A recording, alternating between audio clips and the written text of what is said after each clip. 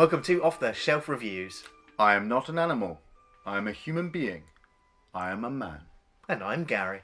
And today we're going to review and discuss The Elephant Man, which came out in 1980, written and directed by David Lynch. Iain, why don't you give us the synopsis? The story follows Anthony Hopkins' character, Dr. Treves. He comes across a man called Joseph Merrick, played by John Hurt, who is suffering from some abnormal deformities. We follow their story as Dr. Treves questions, is he helping Joseph, or is he putting him on show once more? He is English. He is 21 years of age. His name is John Merrick.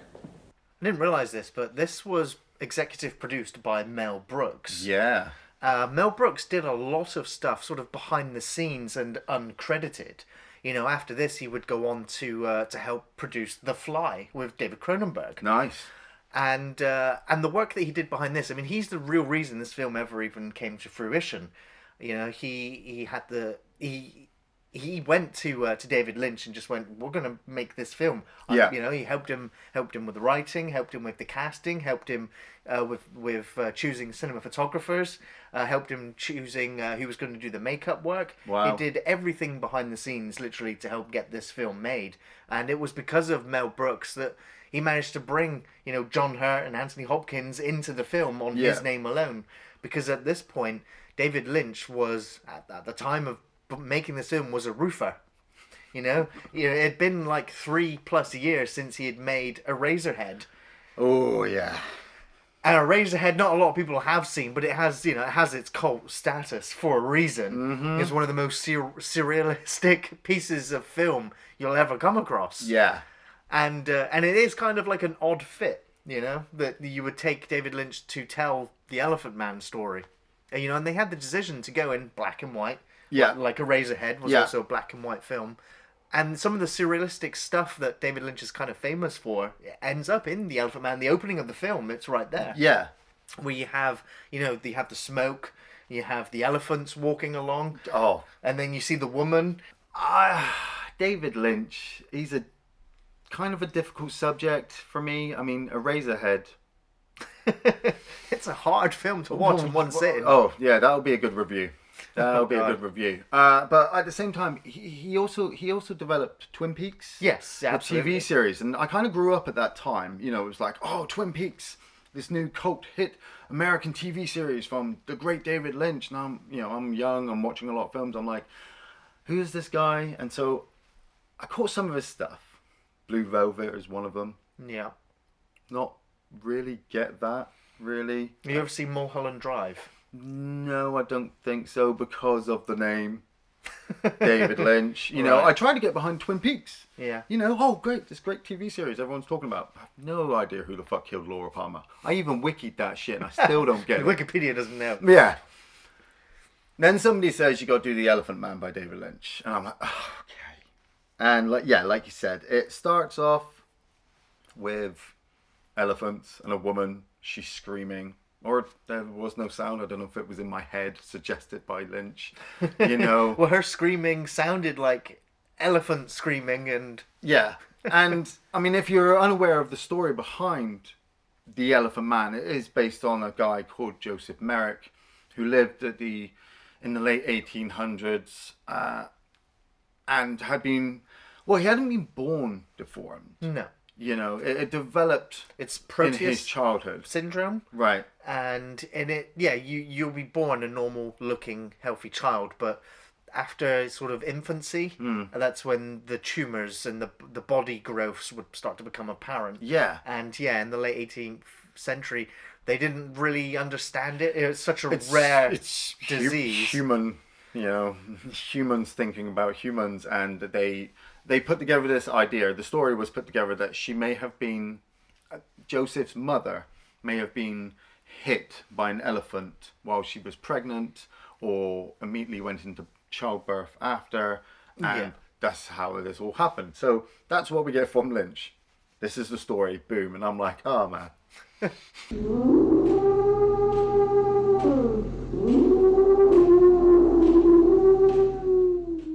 Well, it's all taken from the journals of Dr. Frederick Treves, and he was the doctor that took John Merrick into the London hospital. And it's literally just his accounting that this film is based on. Yeah. Because when this film went into production, there was also stage plays being put on, retelling the story of the Elephant Man. And, it's interesting that Frederick Treves changed the name of John Merrick.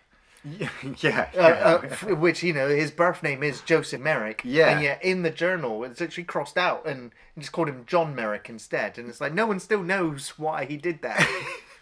Yeah. It's weird how Anthony Hopkins plays the Doctor. I mean, it's all, even right from the start, it's all kind of glamorous. The way he turns and looks at the camera as it zooms out, and we're there in the circus, in the carnival, and you immediately know where this is leading. But it's done in such a fashion. I mean, he sees a police officer. The police officer rushes into the sideshow, and he just follows them all the way until he gets to a group all wanting to see this thing that's being advertised. Yeah. But the police officer is just like, no. It's an abomination, and it's beyond freak show kind of caliber. Yeah. And the monstrosity cannot be seen by anyone. And you're just like, okay, whatever's behind those curtains is pretty damn to look at. Freddie Jones playing Mr. Bite. Yeah. I recognise Freddie Jones from Krull and Dune, and he's a great actor. I think he's in Emmerdale at the moment. That's a TV show for you there. But his circus owner, his ringmaster with the stick. Yeah. He's got a young Dexter Fletcher playing his son or his ward, I suppose. Yeah. Mr. Bites. He's portrayed as quite an aggressive, alcoholic abuser. Yes. In this film, and he literally treats John like an animal.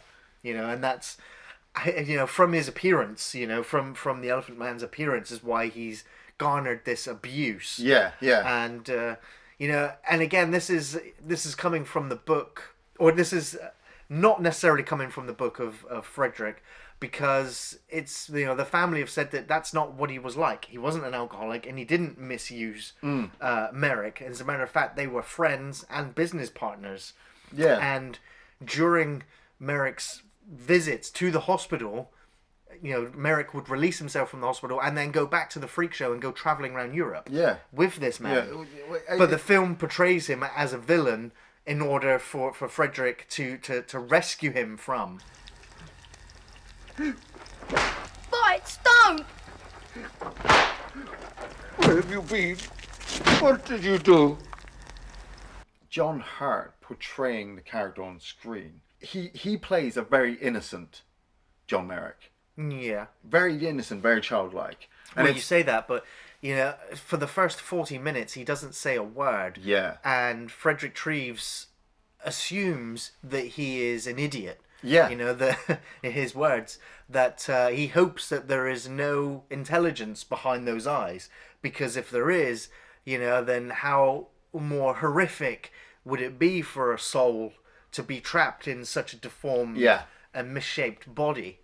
And and he pays Bite off with some money and says, I'm going to take him to the hospital, gonna examine him, take care of him, question him, and just kind of observe. Yes. The elephant man. But you're in that auditorium with all the doctors, and you just see they've got this white sheet up. Love that shot. And they pulls the white sheets away, and you just see the silhouette of the man. Yeah. And you see all the doctors gawking at him, and that's like what you mentioned earlier in your synopsis, is that so you've taken him out of the circus freak show, and now you've put him in the circus freak show. It's just a different clientele of people gawking at John Merrick. But that's also the beautiful aspect behind what this film portrays is John Merrick has lived how long? He was 21 at this time. At this time, and obviously you said it developed after infancy, so maybe 10, 11 years, maybe 10 years he's lived with these or longer. These tumors all over his body. But he's been living in the gutter You know, and he's brought up, regardless if he's being observed by one person or not, he is certainly kind of being exploited. But do you think he might have also been exploiting himself? To the point, I kind of jump ahead with a thought I had while I was watching this film. There's a sequence where he meets this beautiful actress, and he talks about the theatre, about how he's never been to the theatre, and how he's obviously, you know, never obviously gone out in public because of the way he looks. But in a weird way, he's always really been on stage. You know, he always has had his own little kind of theatre production, and he will always, in a weird way, be immortalized in a certain kind of theatre for people to see him. So regardless, obviously, if he's being exploited by Mr. Bite or Dr. Treves or Jim, the night porter, I mean, some of those are some of the hardest sequences to sit through.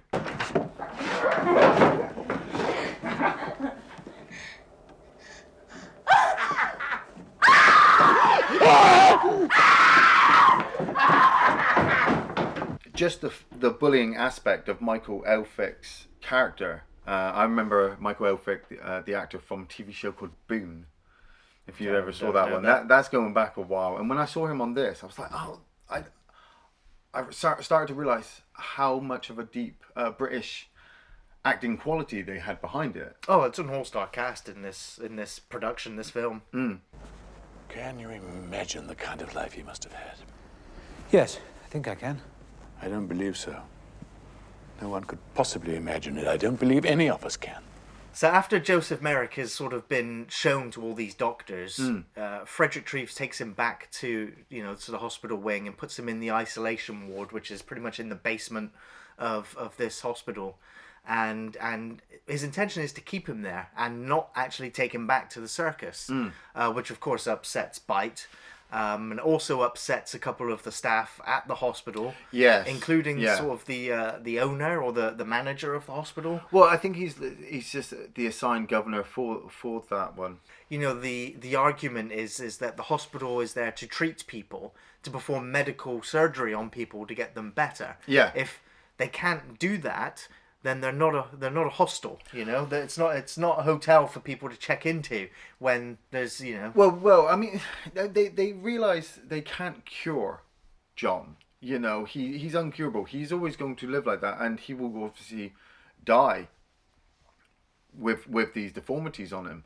But it's also the point of how far do you go to take care of somebody? You know, if there are injuries, I go back to the sequence where, the doctor is performing surgery on the man who's been hurt by the machinery. Yeah. And Anthony Hopkins starts talking about these terrible machines and how people can be hurt by them. And you have to realize that at this early stage of the 19th century, machinery was being widely used. Industrialization was massive. Yeah. And people were starting to, amputees, losing body parts. And so how do you counter that? How do you try to bring good back into what you're trying to do as your profession? So with Treves, in a way, exploiting John, I see it as a good thing because he does want to study how John has lived his life. You have that great sequence with the committee, and they're all sat there in front of Mr. Cargom, and they're like, "We're going to vote. We can't stand looking at this elephant man. He is a deformed man. You can't help him. We need to just throw him to the street. Give his bed to somebody who actually needs it." And Mr. Cargom's like, "Okay, yeah." And then the Princess of Wales, I believe it was, she comes walking in, and everyone just stands. And I thought I was going to stand at one point. I was like, "Oh, this is big." I've got a letter here from Queen Victoria. And you know at that point that the film has helped you emotionally realize that there were people trying to help John Merrick. The film then balances it quite well with some of the harsher sequences. The nightmare sequence, where John's having the dreams of the elephants and men in factories making a mirror and walking towards him, and you see John Hurt kind of screaming. Those are, that's definite David Lynch. Yes, absolutely. I want to say the whole film I feel is definite David Lynch, but the whole film is so enjoyable, and I know that's kind of weird to say. It's enjoyable for a black and white picture, which is telling kind of an old tale, but at the same time a real one. And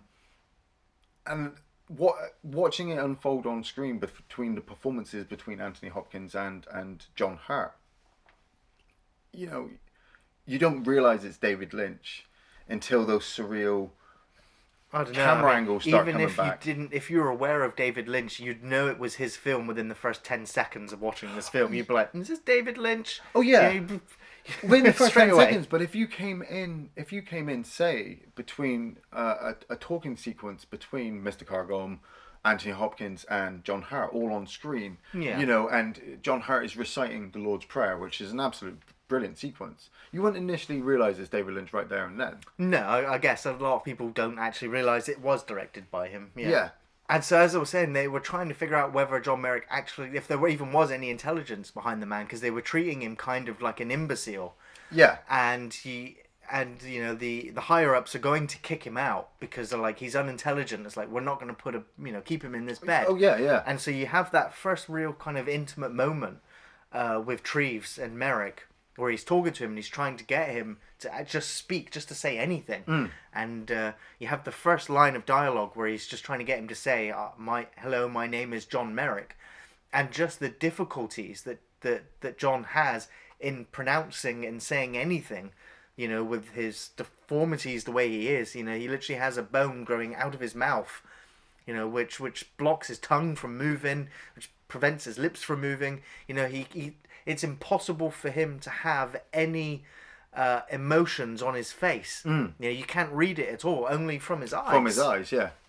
And you know, and it's just heartbreaking just watching him trying to deliver these words.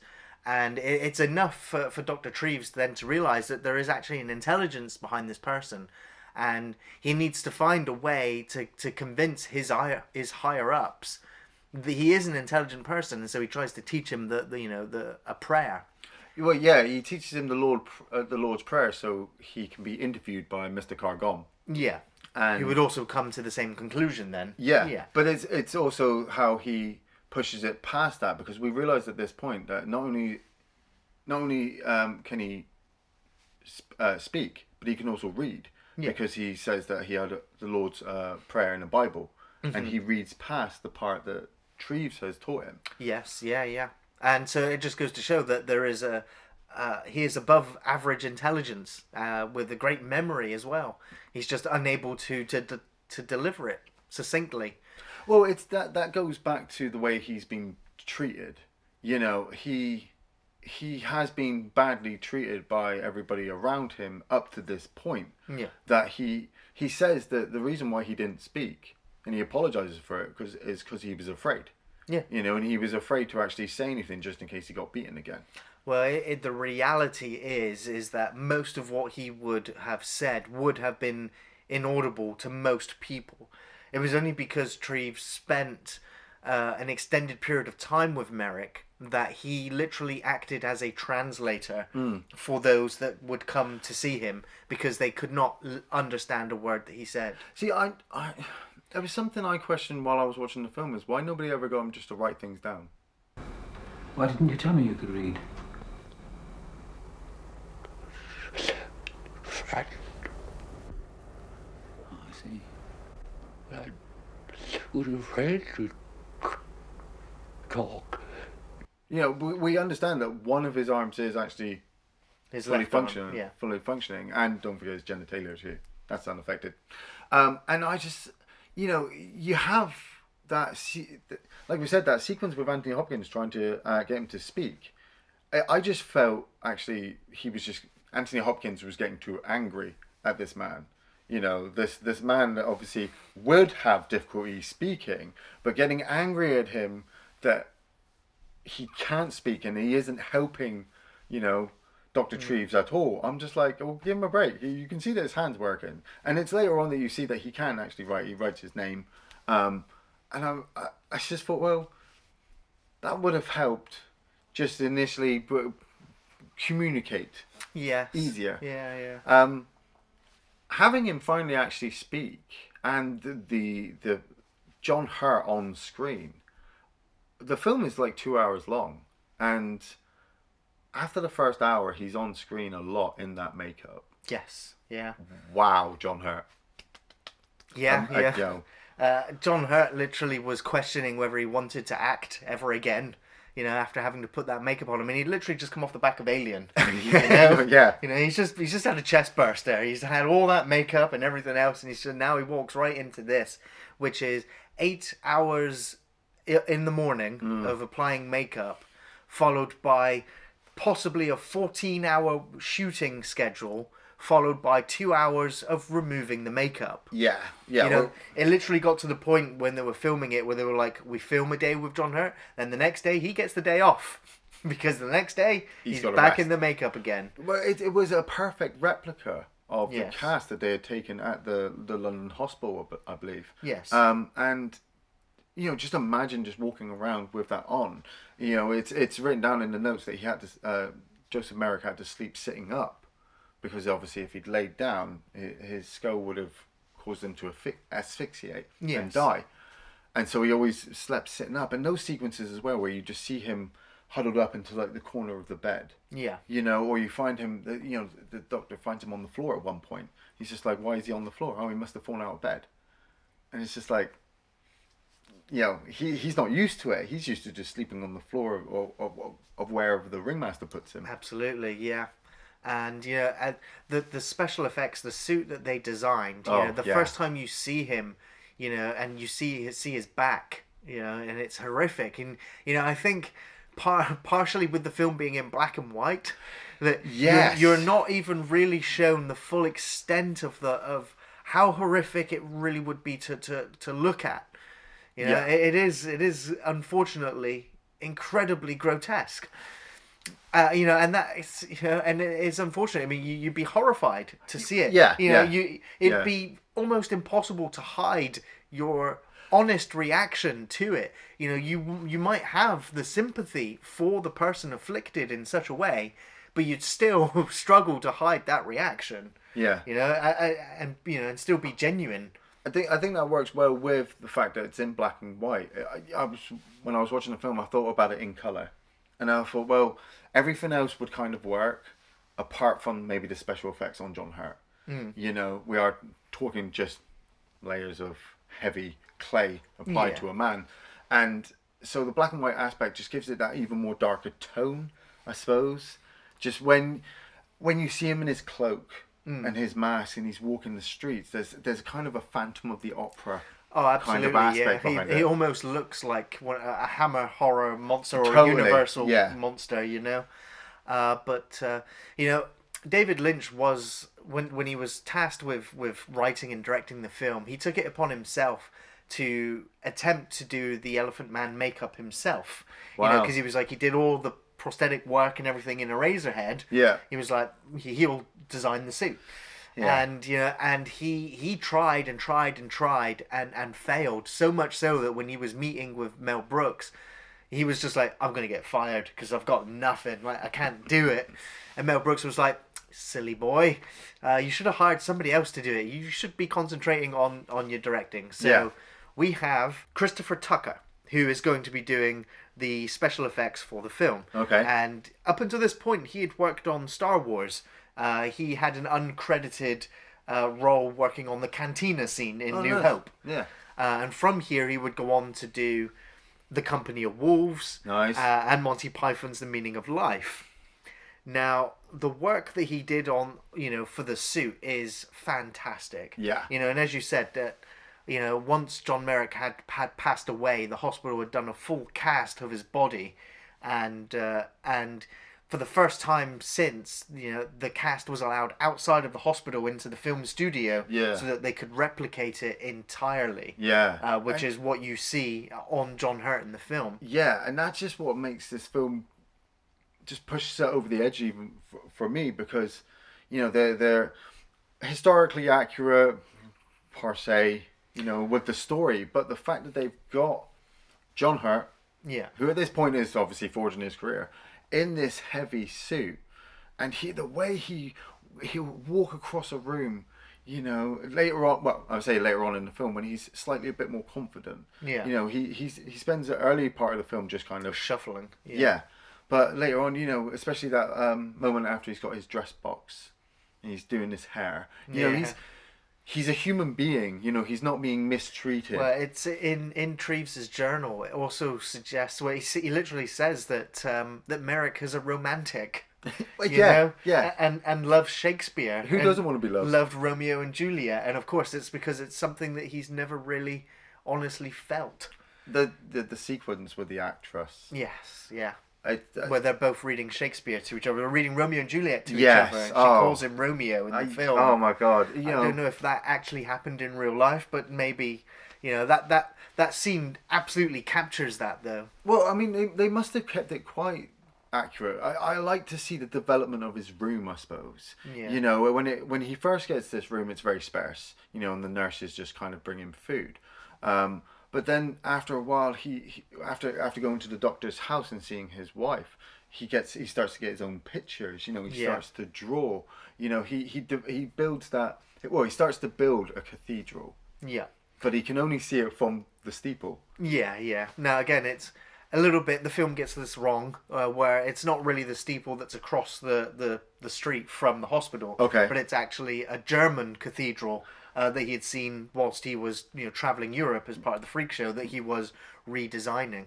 And it's amazing that the London Hospital, in a part of a museum, has the finished product that he had made. Wow. Which you look at it and go, that is, you know, I could not do that. With a lifetime of practice, I could not do that. That's it. And yet this man with one good arm managed to produce something that looks amazing. I mean, he says that to the nurse, doesn't he? He says he has to just use his imagination because Yes. he can't go out. Everybody would recoil in horror.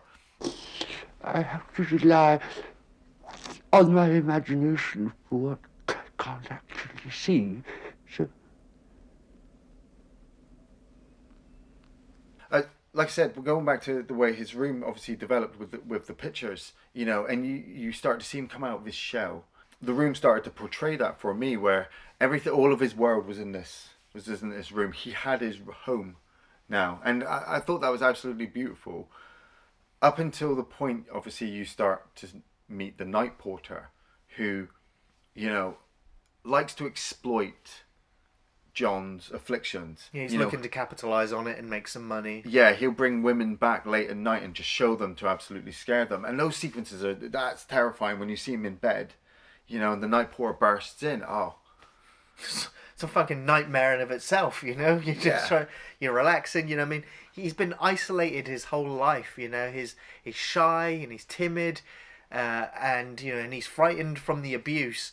And now that he has a bit of sanctuary, yeah, you know, and he's been told that this is now his home, well, you know, and it's... he's supposed to be protected by this guy, you know, right. And then this guy is exploiting that, and it just makes me angry. It's just like... it's in the background throughout the later part of the film that you're feeling good whenever Treves and Merrick are together, and you know he's developing himself to be able to walk around and everybody is accepting him as a human being. It's an honest friendship as well. Yeah, but then you had there's that sequence where he's sat by the window and he looks up and the night porter is there just looking at him.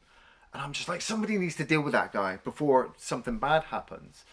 And it ultimately builds up to the night porter taking some of the patrons of the local pub back to see the fabled Elephant Man, and Mr. Bite goes along with them, and it's terrible, you know. That obviously, like we said, historically accurate or not, you know, the way they've got John hurt, pulling him around the room, they're pouring liquor down his mouth, you know, they're pushing the girls onto him and simulating. It's not in Dr. Treves' journals anywhere. Really? No. The film is just put it in there up. Yeah. But we do know that John ends up going off to Belgium with Mr. Bite, and travelling with him. In Treves' journal, he literally says that, you know, he let Merrick go and travel Europe as part of the Freak Show because Merrick wanted to. Really? Yes. Wow. You know, he had a friendship with Bite. Yeah. You know, and they were business partners. See, I mean, I suppose they that literally split the earnings 50-50. So, Wow. but of course, Damn you, David Lynch. well, it's like David Lynch didn't do all the research. He didn't even know that John Merrick was called Joseph Merrick until years later. I don't know if that kind of changes the film in my view now. Because I got behind emotionally this honest relationship between Treves and John, that when it came to the point where Mr. Bite kidnaps him, Yeah. Dr. Treves, obviously confronted by the shock that John has gone, then confronts the night porter and has him fired. And I'm now seeing John on show again. Yeah. In the rain, being portrayed as this freak just for the money, so that Mr. Bite can get drunk. Yeah. And emotionally, I was like, oh my god, this is horrible. Now you're telling me that none of that actually happened, and I'm like, well, I can't honestly say it didn't happen, unless John Merrick came back from it. The kidnapping didn't happen, so the whole confrontation with the night porter. That I don't think the night porter was, it was not in the journals anywhere that he was bringing patrons in to gawk at him in the hospital. From all accounts, once John Merrick was in the hospital, he had a pretty quiet and reserved life. Yes, he had lots of celebrities come to visit him, including the Princess of Wales. So do you think he kind of exploited himself to a point? To an extent, yes. He knew how to use his affliction to make some money. Yeah. Wow. And so traveling Europe, but it was also a way for him to see the world. Because he got to travel. But the film doesn't portray that. No, it doesn't. The film doesn't portray that. The film wants you to feel a particular way. Yeah. Yeah, and that's what film does. It manipulates you. But no. I was watching this film, and maybe I didn't do my full research into the full journals of the Doctor. I was following the film's view on it, and like I said, getting behind the emotion of him being kidnapped and making his way back to the hospital. The other freaks, band together to rescue him from Mr. Bite and send him back. It's the actor who plays R2-D2. Kenny Baker, because he's been put in with the animals, literally beaten and put in a cage. And I'm like, oh my god, that's absolutely horrible. And now I'm thinking, no, that didn't happen. But yeah, it works for a film. It works to tell a story in film form, because otherwise the film would be pretty uneventful, other than the sideshow attraction of an Elephant Man, which is Well, but he does. I'm assuming he does make it back to the hospital, doesn't he? He does get taken care of by them. But the sequence in Liverpool Station, I think it is, that did actually occur. Yeah, where we came back from. See, I'm glad, because that sequence is absolutely amazing. Yeah. Where he starts being chased by children. Yeah, apparently that happened to him all the time. Whenever he was coming back from somewhere or on his own, coming back to the hospital, that always happened to him. Wow. People would gawk at him, throw things at him, shout names. The people would say how much he stunk because he was unable to clean himself properly. Yeah. And that is horrific. And it's in the film he ends up trying to move away, but of course he can't run away from those that are chasing him, and he ends up knocking over a girl. But is it like a crazy celebrity status?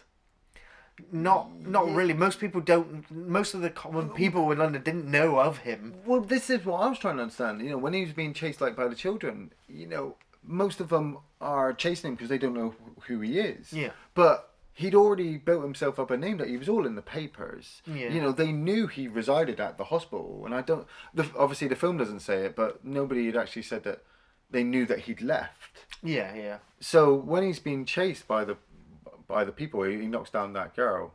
Yeah, and he ends up running into a bathroom or into a stall somewhere, and he's literally got a lynch mob ready to execute him. And and he screams that famous lines. Yeah. That he's not an animal. I am not an animal. I am a human being. That he is a man. That he is a human being. And you just see everyone just stood there, like, questioning themselves, like, what were they about to do? But They had they- an animal cornered. Yeah, they were Yeah. going to pull off his hood, and they were just going to gawk at him once again. Yeah. You know, it's crazy. It's horrific, and so yeah, they do bring him back to the hospital, and it's then where Treves literally lets us know that Merrick's not long for this world. No, they take him to the theatre, the one and only time that he'd Yeah. go. I believe. I wanted to believe before I knew the film. But it's such a great sequence. I mean, I that's another David Lynch kind of stamp, the theatre Yeah, experience. he did. Merrick did go to the theatre.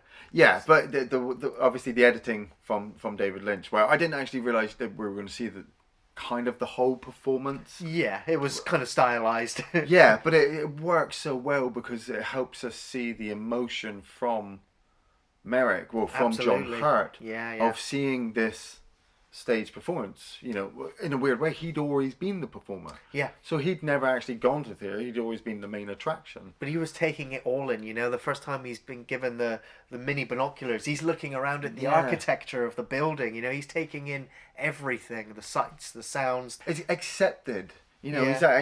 He's actually been accepted into society. Partially, I mean, he is in a corner of the theatre where Well, balcony. most of the people wouldn't actually be able to see him. He sat with the Princess of Wales. Yes, You yeah. know, I mean, I love that little sequence where he has tea with a man and woman, and she's you can just see her hands. Like I said, yeah, lots of people did come to visit him, just out of curiosity, I guess. But Yeah. again, it's kind of carnival in its way. But yeah. And the film shows that Merrick is getting ill when he's no longer able to perform at the carnival, and and then Dr. Treves says that he's very ill. I love that last sequence where he's just getting ready for bed. Yeah, And it's just absolutely beautiful. Just the last few words he has with Treves about how they're planning on going to the theatre again. And Treves would really like that. Just spending time with his friend. It's when he calls him my friend. yeah. He actually has a friend now. Good night. And sleep well. And you too, my friend. So pleased you enjoyed yourself. Good night. But then this whole last sequence to Adagio for strings. Yeah. Yeah, it's pretty brutal. You have the picture on the wall of the girl in the bed, sleeping, and Yeah. he'd mentioned before that he can't sleep like normal humans. Yeah. He has to sit hunched up in a ball, and you see him getting into bed, and you just see him just caressing the sheets of the bed, just really enjoying his moment of getting into a bed. Doesn't he finish off the last few bits of his cathedral and then Yeah. signs it? and signs it. Yeah. Yeah, I mean, I'm not sure if he actually did sign it in real life, but it's just like a final statement, like right there, Yeah. and then climbing into bed. And climbing to bed and laying down flat like the rest of us do. Yeah, And the music's still playing, and the camera just lingers on him just enough for you to know that he's just died. And it would be 100 years later before doctors finally realized how he did die, and it was literally the weight of his head yeah, and the way that his spine had worked, that he would have had a stroke almost immediately. I mean, Merrick would have known that moving his head back would have been causing Yeah. the thing, but going all the way back, it's kind of like just snapping your neck. Just cut off the supply, everything. It might have paralyzed him for a few moments before he did die, which you can't know, which I hope didn't happen. I hope he just kind of went. yeah. Well, I mean, this last bit, if he did kind of go, and then this is David Lynch's portrayal of what he saw with his mother again. Yeah. Like just another surrealistic moment where the mother's just like, no one ever really dies. Nothing will die. So that's kind of a bittersweet ending. It's he killed himself, but I But he think was he was not happy. long left for the world. He was happy. He was happy. He was very at happy. that point in time. So, Ian, favourite scenes?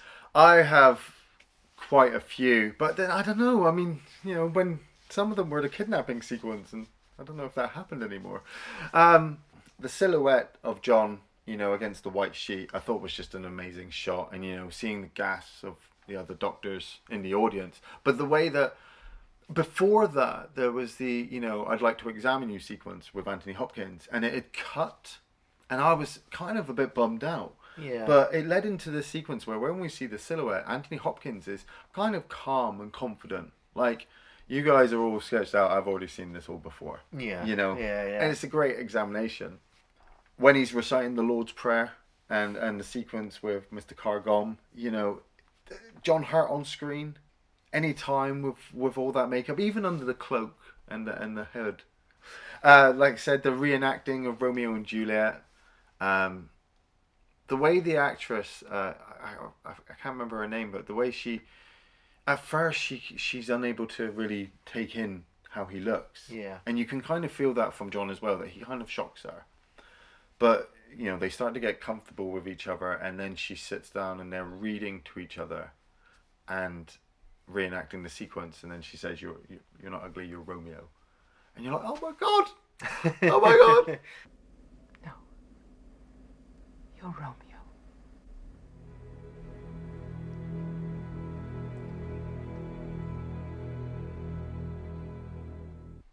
When he gets stolen by Bite again, and Mr. Bite is actually stood there doing it in Belgian, and just has him stood on screen.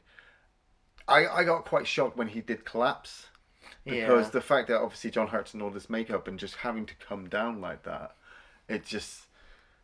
I was absolutely shocked that something bad was leading up to him dying, but luckily he stays alive long enough that he has that little moment between him and Kenny Baker.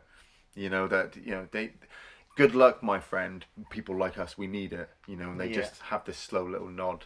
The whole end sequence, just the whole ending. I'm trying to not steal too many sequences, Gary. Yeah. I think you really like the film, Ian. There are so many memorable moments in the film. It's really hard to pick any out. I really liked the sequence because I was questioning it. I've seen the film a few times, right? But it's Anthony Hopkins when he sat there and and he's questioning himself to his wife. He's questioning his own intentions. Like, am I now just replacing Bite? Am I now the villain? Am I the bad guy who's now parading the new freak show around to the medical profession? Like, look at my catch. Look what I'm working on, because he became a celebrity for it.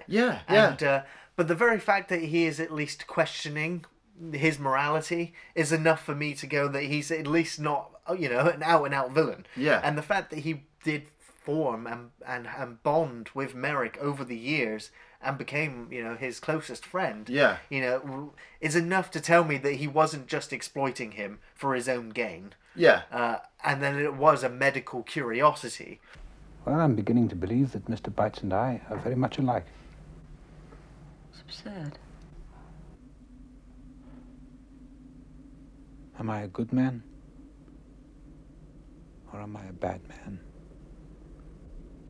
And of course, the train station sequence as well, the "I am not an animal" speech is just great. It just, the silence that hangs afterwards, you're there.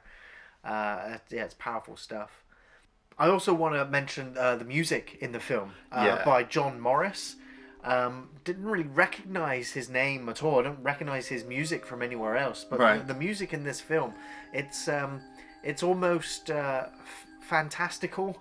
It has an innocence to it as well.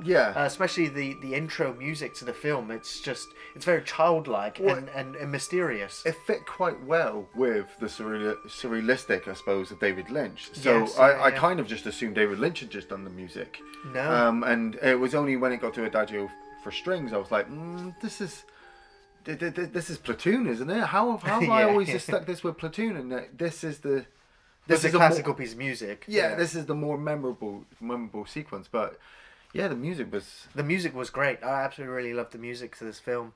But what I wanted to ask you, Ian, is that even like today. You know, John Merrick's body when he had died, they had taken out all of his organs and put them in jars to preserve them. Yeah. They'd taken his skeleton, they'd taken his body, they'd done the casts. Yeah. And they'd kept his skeleton, and you know, and all of his organs were destroyed during the World War II bombings of London.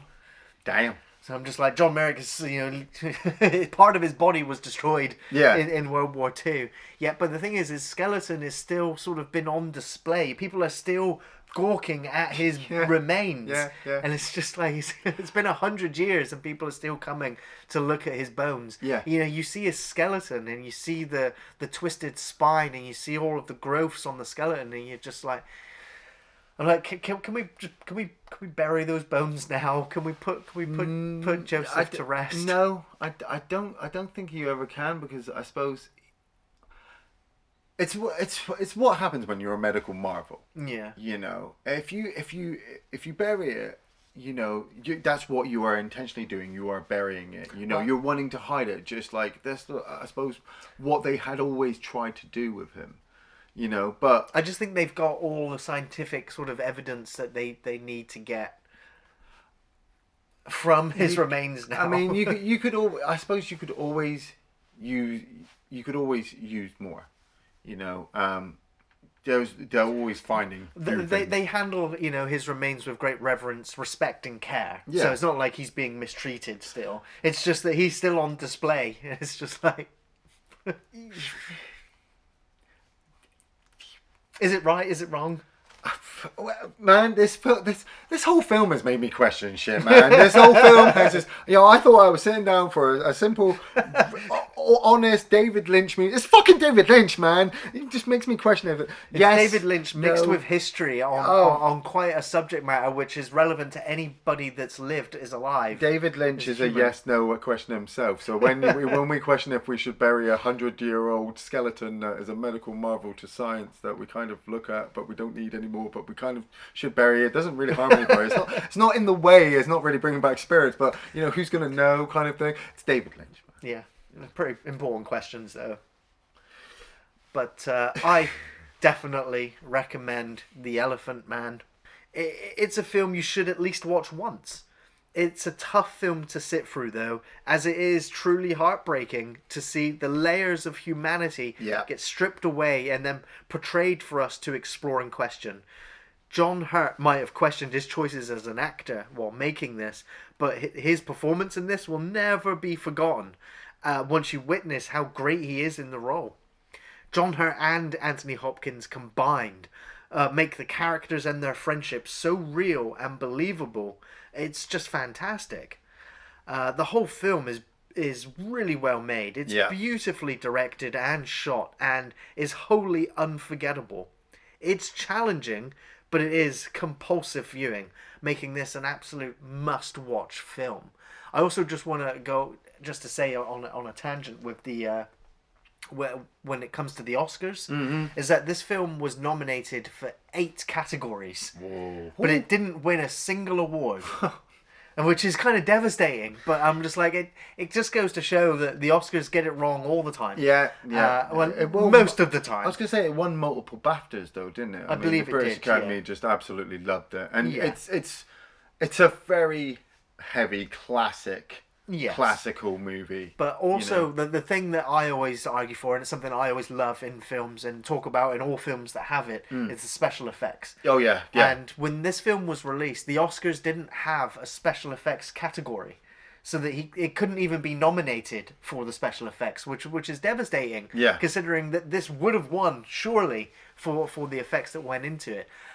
There was such an outcry, a public outcry after the film's release that there wasn't a category for it. The very next year, the Oscars included and have ever since included a special effects category, to which Rick Baker was the first to win with An American Werewolf in London. Yeah. And so you're just like, well, The Elephant Man paved the way for recognition for those that work in practical special effects. Oh, yeah. So, yeah.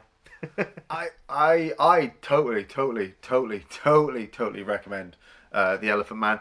I thought I knew film. You know, I've watched a lot of films in my time, and this was my first time of watching it, and it fucking hit me in the feels. Like, Yeah. Big time. You know, I've just come off the back of Avengers Endgame, and I'm kind of now like, fuck you, Captain America.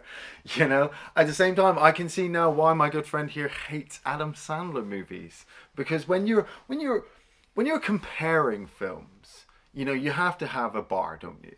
You know, what's really, really good and what's really, really shit, and it falls in between those categories.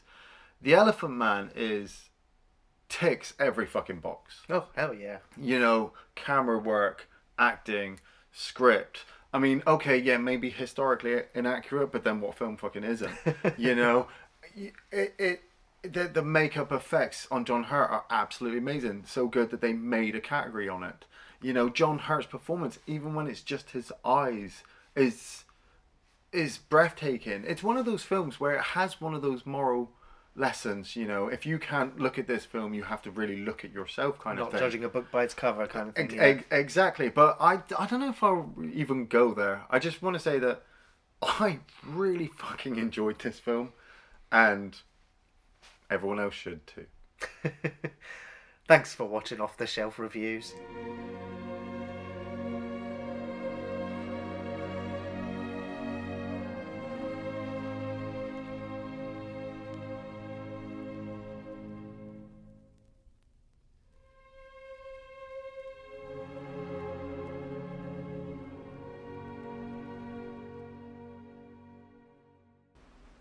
Oh, Mr. Merrick, you're not an elephant man at all.